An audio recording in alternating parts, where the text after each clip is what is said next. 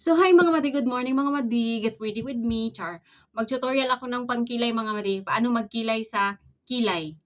Meron naman tayong iba't ibang klase ng kilay mga madi. May makapal, may manipis. Pero kung gusto nyo maganda yung kilay nyo at maayos, magdadagdag ako ng tips o idea kung paano kayo magkilay mga madi. So, yung kilay ko maano na talaga yung kilay ko. Hindi pa ako nakapaglagay ng eyeliner. So, ituturo ko sa inyo kung paano magkilay, maglagay ng eyebrow. So, kung maglagay kayo ng eyebrow mga madi, wag kayong mag-umpisa dito sa unahan, maglagay ng eyebrow. Kung anong eyebrow yung ginagamit mo, pencil ba or ano dyan, basta wag kayong mag-umpisa dito sa unahan para hindi kayo mahirapan mag-adjust. So, ang ginagamit ko mga madi is eyebrow gel, eyebrow pomade. Ito, yung dark brown. So, yan laging tandaan, wag kayong mag-umpisa dito sa unahan maglagay. Nakita nyo yan, may balahibo yung kilay ko dyan sa unahan, pero manipis lang siya. Yan, hindi nyo lang makita. Ito yung medyo makapal talaga. Malalaman nyo naman yan mga madi. So, dito kayo mag-umpisa magkilay. Light lang dito. Dito, mag-umpisa kayo dyan. Pag ganyan. So, let's try mga madi. Kasi itatry ko din yung concealer na binili ko kahapon na full coverage na siya mga madi. Pwede nyo ilagay sa mukha. Pwede nyo saan lang part ang gusto nyo na burahin. Pero, saka na ito mga madi. Ang una kong gagawin is magkilay muna ako mga madi. Dahil binigyan ako kahapon ng pangkilay na eyelashes mga madi. May kasama siyang pangkilay ba? Hindi ko alam. Basta parang pangkilay siya. Itatry ko siya mga madi. Parang blade siya. So, may mga lagpas-lagpas yung kilay ko dyan. So, itatry natin siya mga madi. Matatagalan na naman ako nito. First time kong gamitin to mga madi. Pero alam ko pag kilay to, ipa siyang blade. Nakalagay siya sa ganito. Yan. Kilayan ilagpas. Ikunin natin yung lagpas. Pero hindi mo siya mga lata. Hindi siya lata. Ay, oo, pang kilay talaga siya. Kita niya. Hindi niya makita. Saka ko na. Anuhan yun. Saka na. Dito muna tayo mag-focus sa eyeliner. Makati na yung mata ko. Tapos, yun na. Mag-upisa na tayo mag-eyeliner mga madi ha. Ito, kuha lang kayo ng kunti. Huwag nyo masyadong kapalan para hindi kayo mahirapan magbura or mag-adjust. Dapat may concealer din kayo kasi pag naglagpas at hindi pa kayo gaanong marunong, pwede nyo siyang takpan ng concealer. So, dito tayo mag-umpisa mga madi. Parang hindi ko makalaro sa ano. Dito lang ako magtingin sa salamin. Masakit ang mata ko sa cellphone. So, dito tayo mag-umpisa. Pa, taas. Kung anong shape ng kilay natin. Kung anong gustong kilay natin kung anong gustong shape ang gagawin natin sa kilay mga madi. Doon kayo mag-umpisa at magawa kayo ng tail. Tapos, ganyan nyo lang ng very light. Kailangan talaga mga madi, yung kamay nyo is very light. Kaya siguro maano ako magkilay kasi yung kamay ko is very light lang talaga yung pag-touch. Kasi pag hindi kayo sanay mga madi, talagang madiinan nyo siya dito sa unahan. Tapos magiging makapal na yan dyan. Tapos dito na, maganyan kayo mga madi. Tapos, maglagay din kayo din sa taas. Dito na part. Kunti lang din. Para ma-adjust nyo siya mga madi. Yung akin kunting ano lang yung akin lagay lang kasi may kilay naman na ako. Para meron lang kayong idea. So, dyan, sa taas. Wala namang nagturo sa akin. Nagtatry lang talaga kasi ako sa sarili ko. At saka pag meron akong ibigay na idea or ano, sinishare ko din para din alam nyo. Kasi gusto ko matuto din kayo. Yan, dyan tayo sa taas. Kailangan very light lang talaga siya para hindi kayo mahirapan mag-adjust. So, yun na mga madi. May kilay na tayo. Tsaka dito, kasi may matira naman siyang kulay dito sa brush. Pwede nyo siyang i-blend paharap. Or, dito, dugtungan nyo siya ng kunti. May matira nan siya. Kaya, wag na kayong kumuha sa dito. Tingnan, kita nyo yan. Ayan o, nakulayan siya. Kasi may tira siya sa brush. Tapos, meron yan siyang brush na dito yung pang brush ng kilay. Nandun sa bag yung ano ko. Iganyan nyo lang siya mga madi. Diba? Kita nyo yung effect niya. Yan. Iganyan nyo. Mag-rub lang kayo dyan or yung suklay-suklay. Ganyanin nyo lang siya. Para maganda naman yung pagkakilay nyo. Yan. Ganyan lang. Tapos sa loob. At saka yung parang nakalbo-kalbo dyan, saka kayo kumuha ng konti at saka lapatan nyo siya ng very light lang din na hindi naman siya masyadong makapal. Baka mamaya makapal na yung buntot, tapos dito sa may kalbo, kailangan pantayin nyo lang siya, kunti lang. Tsaka i-brush nyo siya mga madi. Tapos, hindi naman yan maiwasan na may lalagpas, di ba? Yan, may kilay yan dyan. Tsaka very light lang din. Ayan, nakita nyo yan. Yan. Ganyan nyo lang siya. Wala lang akong pang suklay, kaya hindi ko siya masuklay. Tapos, ang gagawin natin dyan mga madi, basta i-rub nyo lang siya paharap or suklay. Magkakaroon na yan siya ng kulay dyan sa dulo na very light lang, hindi siya makapal. Kasi pag makapal na yan dyan mga madi, pangit siya, para ka ng angry bird. Ganyan lang yan. Ayaw ko din ng makapal sa dulo. Ayaw ko makapal sa dulo. Nakita nyo yung effect niya. Yan. I-very light lang talaga yung pag-rub nyo dyan. Tsaka dapat control nyo yung kamay nyo mga madi. Sa akin malaki tulong sa akin itong nag-art ako. Yung mga nag-drawing kasi yung kamay ko sanay na siya. Tsaka hindi na ako mahihirapan. Tapos dito naman sa kabila. Di ba nakita nyo yung different, yung kaibahan. Ganun lang din. Pareho, tulad lang din, ay pagkapareho lang din ang gagawin niya. Kung gusto nyong unahan, lagyan nyo dito, mauna dito maglagay. Pero wag na wag nyong lagyan ng madami. Kunti lang. Kung hindi kayo marunong mag-control ng kamay nyo na maglagay ng pangkilay, pag nakalagay na kayo ng cream or gel dito, dapat dito na kayo mag-umpisa. Yung hindi pa sanay. Pero ako sanay naman, kaya pwede ako mag-umpisa dito kasi nakokontrol ko naman yung pagguhit. Pero kayo, hindi nyo makontrol, dito talaga kayo mag-umpisa. Diyan kayo mag-umpisa sa dito na part. Huwag muna dito. Diyan kayo mag-umpisa. Tapos, guhit nyo kung anong gustong kilay nyo. Kung anong shape ng kilay nyo, yun ang gawin nyo. Yan.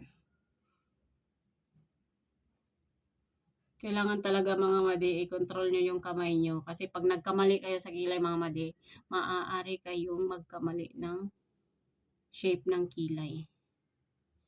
Yan. Lagyan nyo siya ng buntot.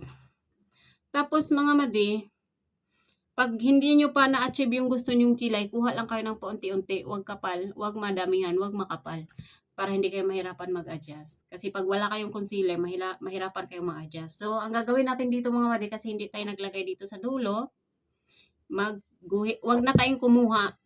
Yung natira dito, yun na lang yung gagawin natin pangdagdag dito sa pinakauna. Kasi may matitira naman yan siya na cream. Kaya very light lang yung magawa ninyo. Dito sa hindi siya makapal. Tapos, yung brush huwag nyo kalimutan yung brush sa eyeliner nyo. Iganyan nyo lang. Yan. Para hindi siya masyadong makapal sa unahan. Yan ang gagawin nyo talaga mga madi. Kasi pag makapal na yan sa unahan, pangit na siya. Ganyan lang, blend nyo lang. Tapos kung hindi nyo pa na-achieve yung kilay nyo at meron pang hindi nalagyan, kuha lang kayo ng konti. Tapos, lagyan nyo yung hindi nyo nalagyan dito sa banda na to mga madi. So, ganyanin nyo lang kung wala kayong concealer. Ganyanin nyo lang para ma-shape yung kilay nyo. Or suklayin. Akin ginaganyan ko lang yan siya. Sinishape ko lang sa kamay. Sanay naman ako sa ganito. Hindi pa siya pantay. Or baka sa reflection lang ng camera. Kulang pa yung isa. Kaya kailangan talaga mga madi, talaga nyo yung paglagay. Huwag paunti-unti. Huwag agad nga pagkalagay makapal agad kasi mahirapan kayo mag-adjust. So, yun na yan mga madi. Tapos yung natira natin dito, blend nyo lang siya paharap.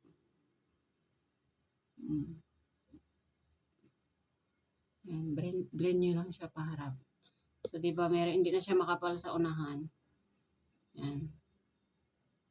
Ayaw ko din ng makapal na kilay, pero may kilay naman ako, kaya dinadagdagan ko lang siya ng konti. Or minsan, hindi na ako nagkikilay kasi ayaw ko yung makapal na kilay.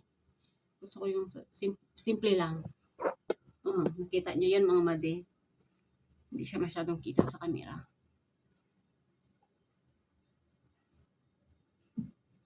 Pinakamahirap gawin mga madi sa pag-makeup sa akin lang, based lang sa akin, ang kilay. Kilay. Kasi 'pag nag-move ka, magmo-move din yung guhit ng kilay na 'pag ganyan yung make-upan mo. Wala na, sira na. Sira na yung shape ng kilay niyo. At saka mga madi, i-try natin 'tong concealer mga madi. Parang kulang pa siya dito. Hindi kasi siya masyadong kita sa camera, sa reflection siguro. Pero meron naman siya eh. Meron naman siya. Hindi lang siya masyadong kita sa camera. Meron siya. Ganyan lang. Meron yan siya sa dulo. Pero hindi siya makita. Kita nyo, hindi nyo nga makita yung dito kanina na buhok. Kasi sa reflection ng camera. So, gagamitin natin, paano gamitin yung concealer mga madi? May concealer siya na pwede sa lahat ng mukha. May concealer siya dito lang sa pangkilay. Meron siya isang concealer lang na pwede mo lang siya ipang-highlight. So, ang binili ko na concealer mga madi, pwede na siya pang lahatan. So, ito yung concealer mga madi. Ito. Magkuha lang kayo. Gamit kayo ng ibang brush. Itong brush na ito, ginamit ko yung ginawa ko sa pangkilay kasi nasabag yung ano ko. Tinatamad ako magkuha. So, kuha lang kayo ng konti. Tapos, yan na. Kita nyo yan, may puti. Yan ang iguhit nyo sa mga nalagpas mga madi. Ito yung gamit ng concealer. Pwede rin siya dito pang takip nyo yan. Yung kilay nyo makapal, pwede nyo yung madami kayong lagpas-lagpas. Pwede nyo yan ipanglinis yon. Yun yung gamit ng concealer. Panglinis sa mga lumagpas na mga ginawa nyong ano sa kilay nyo. Tapos, dyan din mga madi, kailangan marunong din kayo mag-control. Kasi kung hindi, yung eyeliner na nilagay nyo, matatakpan siya ng concealer. Mawawala yung guhit ng kilay. Imbis naglagay na kayo, okay na yun. Nawawala na yung iba, kumbaga itabi na naman siya. So nakita nyo yan mga madi, na-highlight na yung kilay natin, meron na siyang guhit. Nang dahil yan sa concealer. Yan ang gamit ng concealer mga madi. Guhit nyo lang siya. Tapos yan. Yan. Para mag-shape yung kilay nyo mga madi. Kung meron siyang lagpas, matatakpan siya ng concealer. Ito yung gamit ng concealer. Ako nga minsan nahihirapan ako sa kilay eh. Kahit na medyo sanay na ako.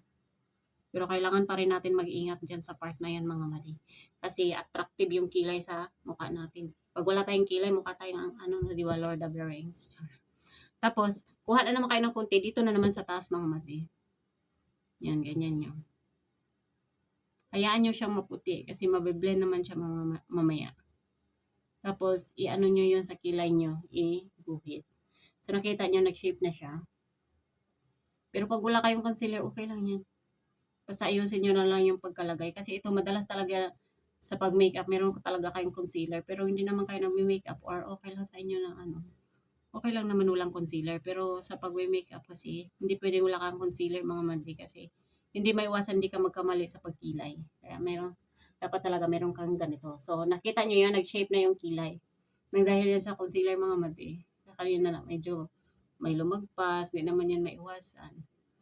Tapos, ayan na. Tapos, i-blend na natin yung concealer mga madi para yung niya, siya. Ma-blend siya, hindi siya masyadong maputi dyan at parang mamukha na lang siyang natural.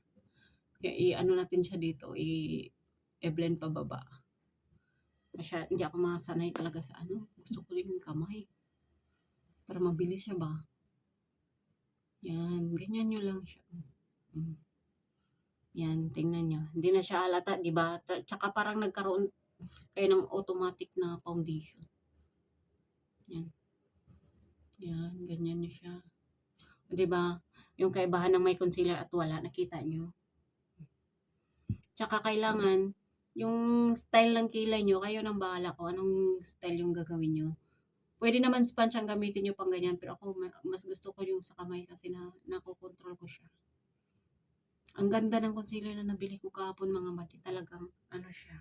Kinakover niya yung mga naglagpas na mga kulay. Tapos i-blend nyo lang ng ganyan. Tsaka mag-foundation naman kayo. Yan siya ng foundation. May ganyan nyo. Magpa-foundation kayo, diba? Meron din kayong sponge. Ayan, ganyan nyo lang mga mati. O, diba? Ang ganda ng niya. Tingnan nyo. Meron man siya talaga. Kaso lang, pag nakaano ako, hindi siya makita nakakalma. Pero meron talaga yan siya dyan ang buhok. Sa reflection ata ng camera. Tapos kuha na naman kayo ulit. Lagay nyo sa kabila. Kilay lang yung inano ko, pero ang haba na ng video. Mag-umpisa kayo dito maglagay ng concealer. Sundan nyo lang yung shape ng kilay nyo at yung paglagay ng eyeliner para matakpan yung kalat na buhok or di kaya yung nagkalat na eyeliner na nilagay nyo at para magiging shape din yung kilay nyo. So, yan ang mga mati. Hindi ako tinatamad talaga magturo kasi napakahilig ko talaga mag-share ng experience ko mga madi. Based lang sa mga natutunan ko at mga nalalaman. Talaga mahilig ako mag-share. Mag-share. Hindi ako nagdadamot ng mga kaalaman ko mga mati kasi gusto ko yung madaming nakakaalam din. O di ba, tingnan nyo, pag nilagyan nyo yung concealer. Tsaka kung okay na yun, lang nyo, ikalat nyo lang para ma-blend siya ng maayos at hindi naman siya mumukhang naglagay ka na lang dyan ng puti tsaka sa kabilang ibang part hindi pantay. Yan, iganyan nyo lang siya or di kaya gumamit kayo ng sponge. Hindi tayo perfecto mga madi ha. Kaya meron talaga minsan na hindi natin ma-perfect yung gusto natin. Pero okay lang yan. At least marunong tayo ba? Yung kumbaga may mga idea na tayo. Yan. O diba, tingnan nyo mga madi yung kilay. Dito talaga sa unahan, ano talaga yan siya dyan. Hindi siya kita sa ano. Pero kung gusto nyo dagdagan, okay naman siya basta very light lang ang idagdag. Huwag talagang makapal. Kasi pangit talaga siya. Hindi ko alam bakit hindi siya halata sa ano. Pero sa personal siya, halata man may kulay dyan. May kulay man talaga siya dyan. Hindi ba? Sa camera lang siya yung niya, lightning. Yan. O di ba? Kita niyo yun yung kilay ko? May naiba ba? Gusto ko lang niya yung concealer kasi maaano mo yung shape ng kilay mo. Mahalata. Kasi ba kasi itaas pa tayo naglagay. So maglagay tayo sa taas. Basta kayo nang bahala pag marunong na kayo nang bahala mag-design ng kilay nyo kung anong gustong kilay nyo. Kasi itong concealer, ito yun yung pang shape mo din at saka pang gusto kayong may kilay dyan na takpan o yung mga buhok na hindi kayo nagbunot. O pwede nyo yung takpan ng concealer. Basta yung concealer na ginamit nyo is yung maganda yung yung super high concealer to eh. Super high concealer. May ibang concealer na yung ginamit ko nung una, hindi siya natatakpan. Nabubura siya. Pero ito ang ganda. Yan. Yan. Lagyan natin sa kabila. Yan. Kung gusto niyo po talagang i-highlight. Alam niyo mga madi, malaking tulong to sa inyo pag marunong kayong para madami tayong marunong mag-makeup. Ako hindi naman talaga ako professional sa makeup mga madi. Kasi hindi naman talaga ako nag-aral. Lagi ko yan sila sabi, hindi ako nag-aral. Hindi talaga ako nag-aral. Akin lang yan.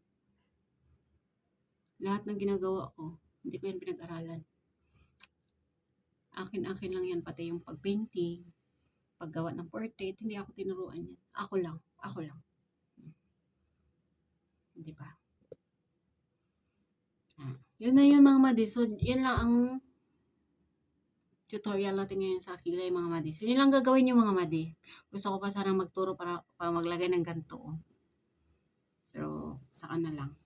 O, diba? Ganyan yung kilay natin mga madi. So, bye. Maligo na ako.